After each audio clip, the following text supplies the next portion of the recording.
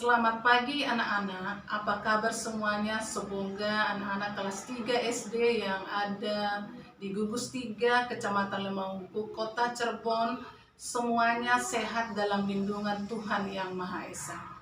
Anak-anak, sampai hari ini kita masih dalam program pembelajaran jarak jauh yang diselenggarakan oleh Gugus 3 Kecamatan Lemangku. Kenapa? Kita masih belajar dari rumah karena masih ada wabah yang membahayakan.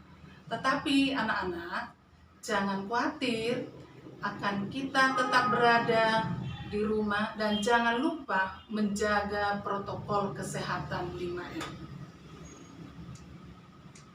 Apa itu kira-kira protokol kesehatan 5M anak-anak? Yang pertama adalah memakai masker dengan baik. Yang kedua, mencuci tangan menggunakan sabun di air yang mengalir. Lalu yang ketiga anak-anak, menjaga jarak minimal 2 meter. Yang keempat, menghindari kerumunan. Lalu yang kelima anak-anak, membatasi mobilitas dan interaksi. Mobilitas itu maksudnya jangan keluar rumah kalau tidak perlu sekali anak-anak. Baik anak-anakku, sekarang Ibu akan memperkenalkan diri. Nama Ibu adalah Marni Mardun, asal sekolah SD Advent Cirebon, alamat sekolahnya Jalan Pulesaren nomor 1, Kelurahan Pesepuhan, Kecamatan Lemangku. Nah, anak-anak yang ada di rumah, semua anak-anak sudah siapkan untuk mau belajar. Untuk itu anak-anak disiapkan semua peralatannya ya, baik bukunya maupun pensilnya. Untuk apa anak-anak? Untuk mencatat hal-hal yang akan kita tulis. Nah, sekarang pembelajaran yang kita mau pelajari adalah tema 2, menyayangi tumbuhan dan hewan.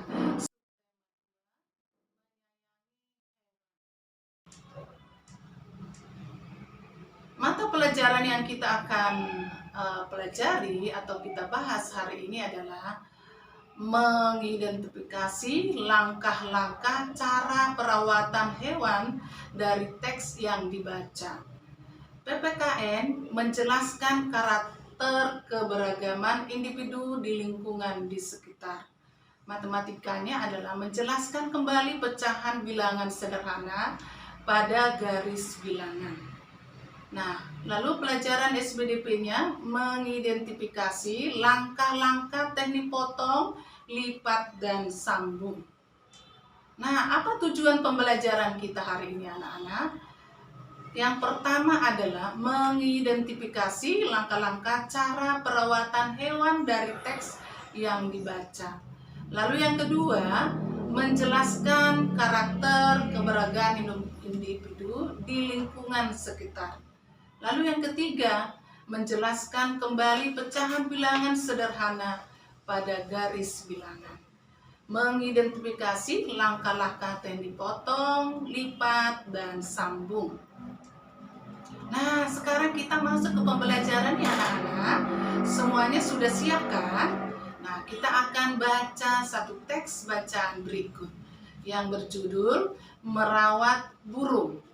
Rika memiliki burung kenari di rumah. Burung merupakan hewan peliharaan yang dimiliki Rika. Rika sangat menyayangi burung kenari milik Rika tumbuh dengan baik. Burung kenari Rika tumbuh dengan sehat, kandangnya pun terlihat bersih. Ia sangat senang dengan hasil kerjanya. Merawat burung kenari harus dengan penuh kasih sayang. Berikut merupakan langkah-langkah untuk perawatan hewan peliharaan. Yang pertama adalah memberi makan dengan teratur. Lalu yang kedua, menjaga kebersihan hewan peliharaan dengan cara memandikan. Lalu yang ketiga, menjaga kebersihan kandang. Memberikan vaksin agar tidak mudah terkena penyakit. Jadi bukan hanya untuk manusia yang diberikan vaksin ya anak-anak. Dan hewan juga perlu diberikan suntikan vaksin. Kenapa? Supaya terhindar dari penyakit. Jika burung kenari terserang penyakit, harus segera diobati karena bisa menyebabkan penyakit yang mematikan bagi manusia. Salah satu penyakit yang berbahaya bagi manusia yang ditularkan dari burung adalah flu burung. Flu burung merupakan salah satu penyakit yang ditularkan oleh semua jenis unggas kepada manusia. Penyakit tersebut menimbulkan kematian. Maka dari itu, kita harus merawat burung dengan baik. Nah, lalu setelah kita mendengarkan bacaan teks yang barusan dibacakan, bagaimana kita merawat burung dengan baik? Tadi yang pertama apa anak-anak? Memberi makan dengan teratur ya anak-anak. Lalu yang kedua itu menjaga kebersihan hewan peliharaan dengan cara memandikan ya. Jadi dimandikan supaya apa? Supaya hewan tersebut sehat ya anak-anak. Lalu menjaga kebersihan kandang. Jadi artinya jangan dibiarkan kandangnya itu banyak kotoran-kotoran burungnya, tetapi kita bersihkan setiap hari supaya burung tersebut terpelihara dengan baik. Memberikan vaksin agar tidak mudah terkena penyakit. Nah, demikian ya anak-anak hasil dari bacaan teks bacaan kita pada pagi ini. Lalu yang berikutnya anak-anak, kita belajar bagaimana kita keberagaman karakteristik individu. Ya. Nah, pengertian keberagaman karakteristik individu. Kita sebagai manusia atau seorang individu memiliki sifat ataupun karakteristik yang berbeda-beda. Betul ya anak-anak? Kita semuanya itu berbeda ya. Ini bisa juga dilihat secara kasat mata atau secara fisik maupun secara sifat. Coba anak-anak kita lihat orang-orang yang ada di sekitar kamu, tentu akan sangat berbeda dengan kamu, bukan? Mungkin bisa dari warna kulit, bentuk rambut, bahkan perbedaan hobi. Inilah yang disebut dengan keberagaman karakteristik individu. Keberagaman individu lingkungan sekitar. Seperti yang kita ketahui, keberagaman karakteristik individu bisa berbentuk apa saja. Nah, di bawah ini ada beberapa bentuk karakteristik individu yang bisa kamu temui di lingkungan sekitar kamu dan bersama dengan manfaatnya. Yang pertama, anak-anak, jenis kelamin. Nah, yang pertama ini ada perbedaan jenis kelamin. Dengan karakteristik individu ini, kita bisa membedakan peranan dalam kehidupan. Misalnya, sebagai laki-laki, ketika ada kegiatan gotong royong, yang kita perlukan akan bisa menjalankan beberapa kegiatan yang lebih membutuhkan fisik. Nah, sedangkan perempuan akan bisa membantu pekerjaan yang lebih ringan. Lalu yang kedua apa anak-anak? Yang kedua adalah ras atau suku. Perbedaan ras atau suku dapat memperkaya budaya suatu negara atau lingkungan. Dan dengan mempelajari budaya-budaya yang berbeda, wawasan kita tentang Nusantara bertambah. Selain itu, kita dapat belajar, memahami, dan mengetahui karakteristik ras dan suku. Lalu yang ketiga, pengetahuan dan kecerdasan. Tentu saja, setiap orang memiliki kecerdasan yang harus diasah. Atau mungkin satu sama lain berbeda kecerdasannya. Nah, keberagaman ini akan membawa banyak hal positif. Yang lebih pintar akan bisa membantu teman-teman yang masih belum paham, sehingga nantinya akan terbentuk lingkungan yang baik. Lalu yang keempat, keyakinan atau agama. Setiap orang memiliki kepercayaan dan agamanya masing-masing. Betul ya anak-anak ya? Setiap individu mempunyai kepercayaan atau agamanya masing-masing. Melalui keberagaman karakteristik, individu ini kita bisa belajar untuk saling menghormati satu sama lain. Nah, sekaligus hidup rukun bertetangga tanpa membeda-bedakan keyakinan atau agama yang dianut oleh tetangga kita. Betul ya. Jadi kita yang walaupun agama kita berbeda satu yang lain, tapi kita harus saling menghormati satu sama lain. Lalu yang kelima, hobi ya anak-anak. Keberagaman yang satu ini akan bisa menumbuhkan rasa kebersamaan dan juga rasa ingin belajar bersama untuk bisa melaksanakan hobi masing-masing. Nah, mungkin yang satu hobinya menyanyi, atau mungkin yang satu suka olahraga. Jadi itu semua di kebersamaan ini bisa belajar bersama untuk bisa menghargai satu sama lain. Nah, yang keenam adalah umur ya. Keberagaman usia bisa menumbuhkan rasa saling menyayangi dan menghormati. Yang lebih tua akan menyayangi serta bisa membimbing yang lebih muda. Dan yang muda akan berusaha menghormati yang lebih tua. Jadi anak-anakku, dari umur pun dilihat ya. Nah, yang lebih tua, mari kita yang lebih muda menghormati mereka. Lalu yang tua juga menyayangi yang lebih muda atau menghormati. Seperti itu anak-anak ya. Yang ketujuh adalah kepribadian. Hal ini bisa menciptakan hidup rukun satu sama lain. Kita bisa mengetahui sifat-sifat atau karakter dari orang. Kita juga bisa mengatur sikap apabila berjumpa dengan orang yang tertentu. Jadi dari kepribadian juga kita berbeda-beda. Ada yang lembut, ada mungkin yang agak keras ya.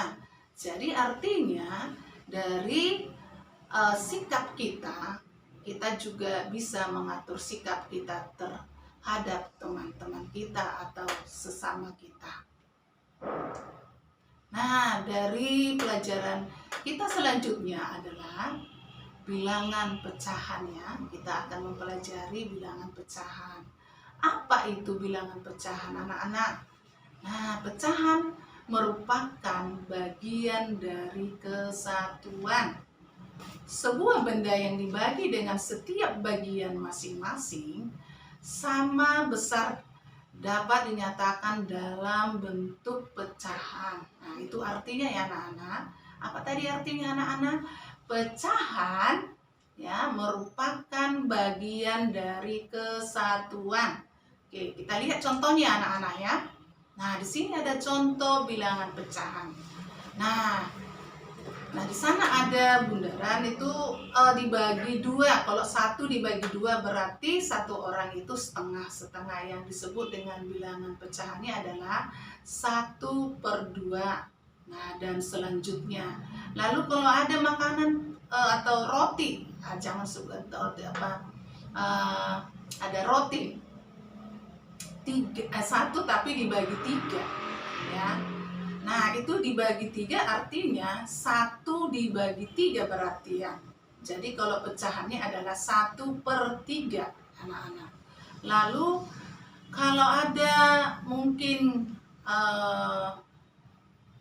lingkaran seperti yang kita lihat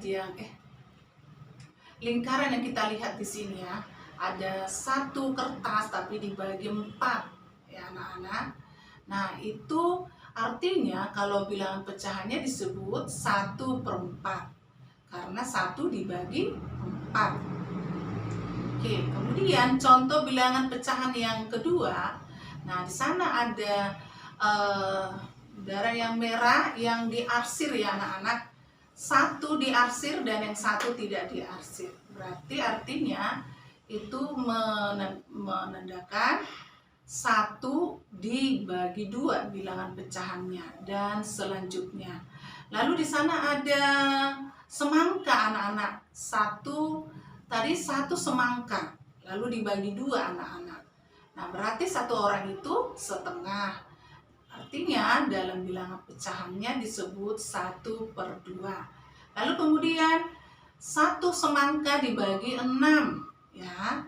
Lalu bilangan pecahannya berarti 1/6, karena satu semangka dibagi 6 potong. Jadi 1 potong 1 orang.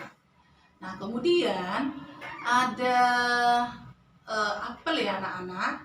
Nah, apel 1 dibagi 6 sama dengan yang tadi ya. Sama dengan semangka yang tadi dibagi 6, berarti pecahan bilangannya adalah 1/6.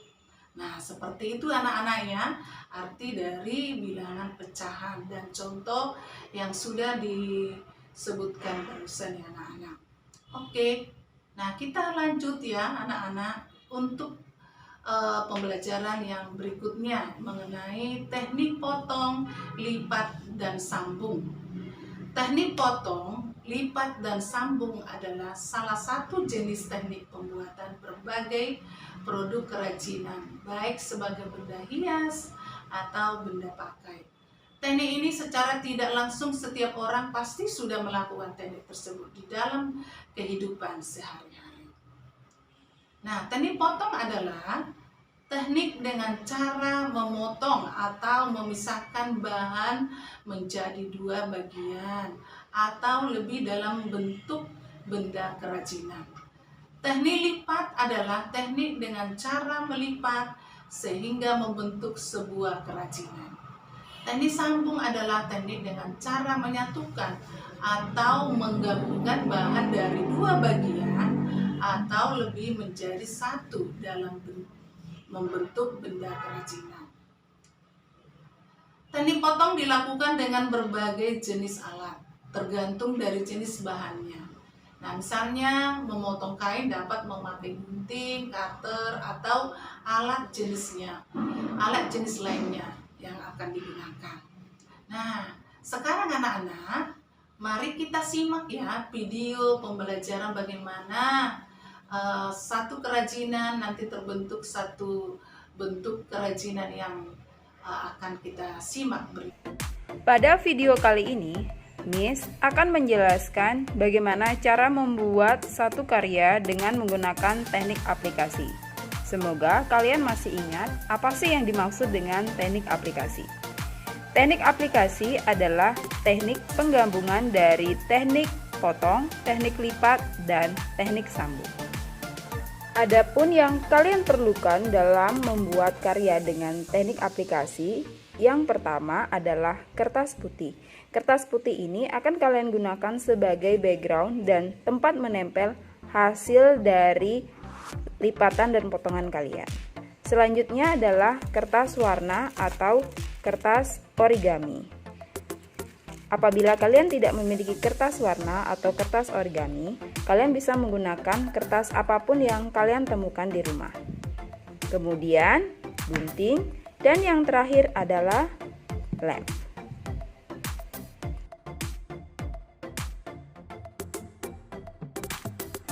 Yang pertama, kita akan membuat kapal layar. Silakan kalian ambil satu kertas origami. Tahap pertama, silakan kalian lipat menjadi 2. Pastikan lipatan kalian rapi ya, jangan lupa ditekan. Nah, tahap kedua, silakan kalian buat bentuk segitiga seperti ini. Dan setelah kalian buka akan buat segitiga di bidang yang lagi satu. Sudah.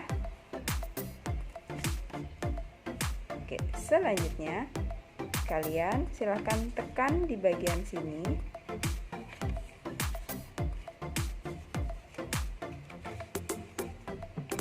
Sehingga akan berbentuk seperti ini. Sisi yang lagi satu. Dan cukup tekan.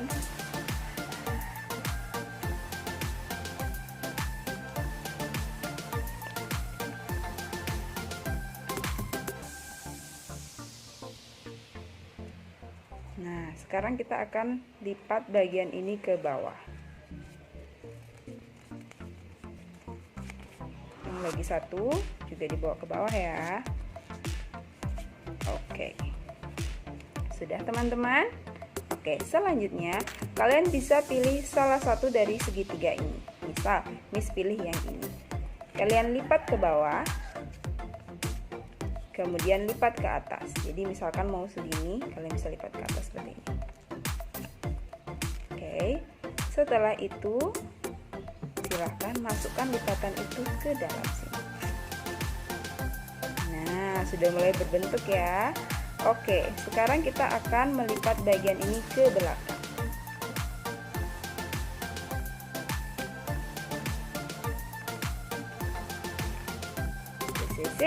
Sudah selesai. Jadi ini dia kapal layar kita. Dan ini juga bisa berdiri loh. Atau kalian akan tempel nanti di kertas putih background yang sudah kalian siapkan tadi. Next, kita akan menempel perahu yang kita sudah buat tadi di kertas yang sudah kalian siapkan. Jadi dikasih lem dulu, baru kalian tempel ya. Yang lagi satu. Jadi kalian bisa buat kapal sebanyak yang kalian mau, asalkan itu cukup di kertas putih kalian.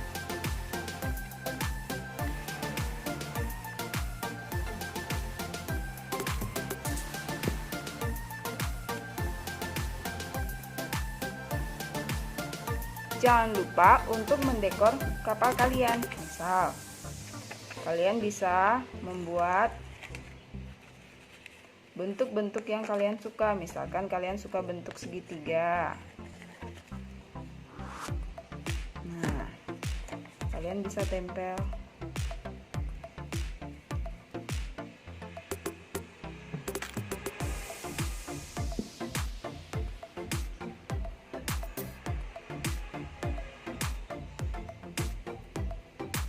Jadi untuk menghias ini itu bebas ya.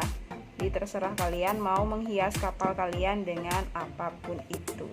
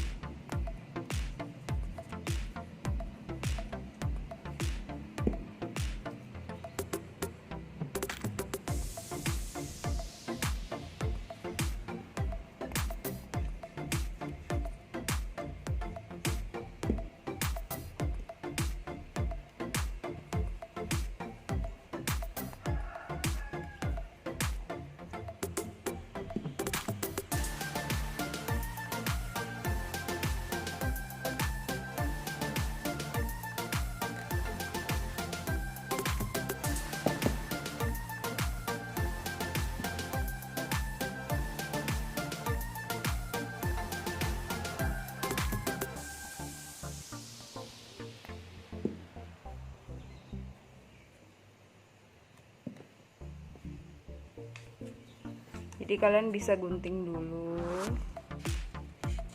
membentuk apa yang kalian suka.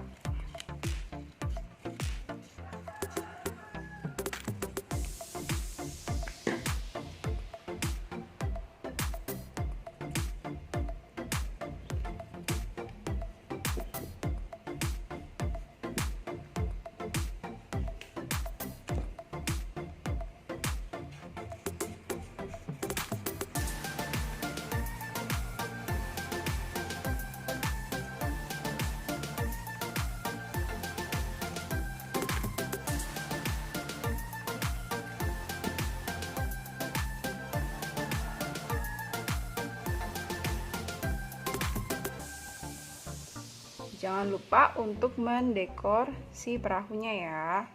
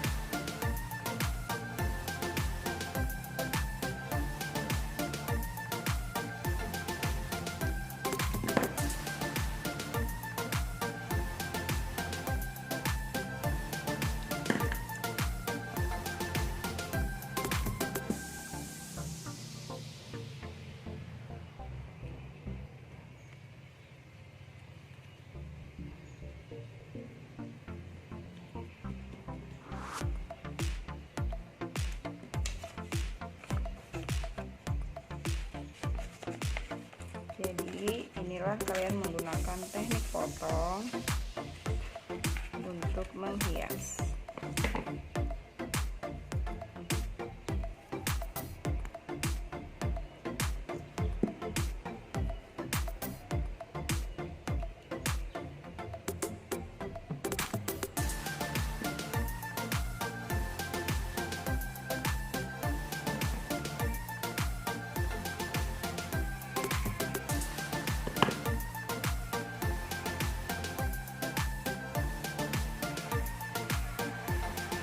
Perahu kalian akan kelihatan bagus.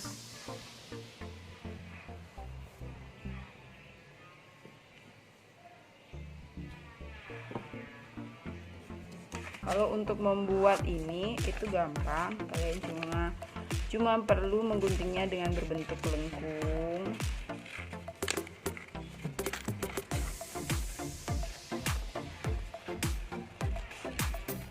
Jadi seakan-akan kalian lagi membuat